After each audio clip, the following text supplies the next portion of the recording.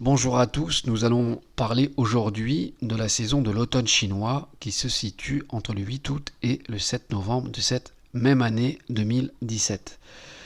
Tout d'abord, elle est appelée Chu en chinois traditionnel. Pardonnez mon accent si je le maîtrise mal, j'essaie de faire au mieux. En fait, cette saison représente l'élément métal avant tout, son organe associé est le poumon. D'ailleurs, en cas de manque ou de faiblesse avec cet élément métal, les voies respiratoires seront touchées et affaiblies pour faciliter bronchite et asthme durant cette période. Donc avec l'arrivée du froid précoce actuellement, du moins dans les régions nord et surtout ouest, où l'humidité est importante, logiquement il faudra se prémunir. J'en parlerai avec une prochaine vidéo, notamment sur l'asthme, et je vous donnerai quelques petits conseils. Alors, les autres parties du corps concernées, voire fragilisées, sont le côlon, le nombril, le nez, les dents, la peau et les fesses. Quant aux natifs des mois printaniers, ils seront moins en forme puisque l'élément métal coupe l'élément bois dans le cycle destructeur des 5 éléments, d'où sa faiblesse. Le conseil que je peux vous donner est de manger et de boire chaud. Plus exactement tiède, c'est l'idéal, puisque c'est ce qui est recommandé et conseillé en diététique chinoise. D'ailleurs, nous aborderons ce sujet par la suite. Donc, évitez au maximum de cuisiner des plats froids, ainsi que de boire froid pour ne pas refroidir les poumons et ainsi tomber malade plus vite. Partons à présent plus en profondeur dans la saison de l'automne chinois par excellence. L'automne est la saison de la lune par sa forme ronde de type yin et féminin. Elle appelle à la réunion familiale. Elle évoque durant ces 3 mois un palier nommé Rongping, citant les notions de contenir et équilibrer. Alors, la fête de la lune chinoise qui a lieu tous les ans à cette époque aura lieu cette année le 4 octobre prochain. Et je vous donne une petite info sympa pour ceux habitant à Paris et ses environs. Et ceux qui seront carrément à Paris à cette période et qui veulent participer à cette fête assez unique, il faut bien le dire, avec la communauté chinoise, c'est d'aller se renseigner à la mairie 3e.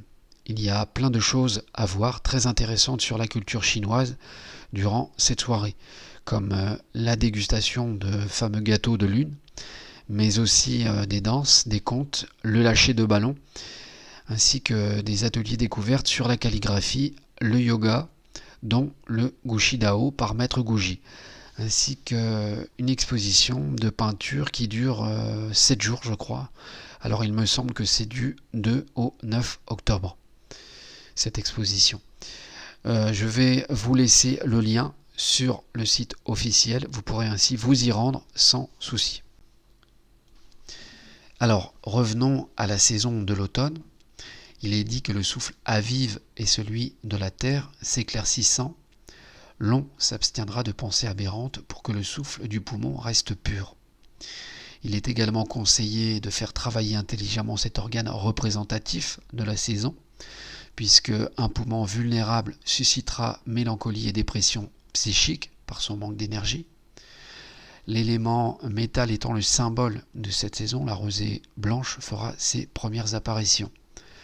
On se lève tôt, on se couche tôt, en imitant le coq, qui est justement le symbole et l'animal sacré de l'année. Donc, raison de plus. On récolte ainsi les esprits, on amasse les souffles.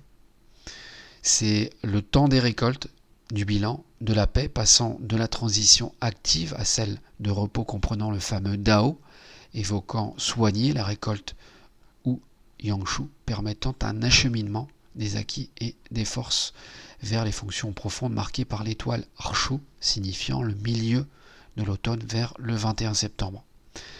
C'est également le retour du tigre blanc descendant dans les villages, de la rosée blanche exprimant la couleur de la saison, mais aussi de la célèbre fête de la lune très populaire en Chine, offrant de nombreux gâteaux en forme de lune, en cet honneur, vénérant ainsi des motifs ou sinogrammes de bonheur. C'est également l'occasion de boire du thé à la camomille et de manger les fruits et les légumes de saison. Cette saison est considérée en Chine comme la plus belle. Dans de nombreuses provinces, il faut le savoir. Quant à ses directions cardinales, il s'agit de l'ouest et du nord-ouest. Et enfin, avant de terminer cette vidéo, je citerai une phrase extraite du livre de Jean-Marc Heuselet, intitulé Les 5 chemins du clair et de l'obscur, qui évoque cette saison de l'automne par le temps où les céréales sont brûlées blanches et mûres. Ce qui veut tout dire et qui évoque cette saison unique à la robe orangée.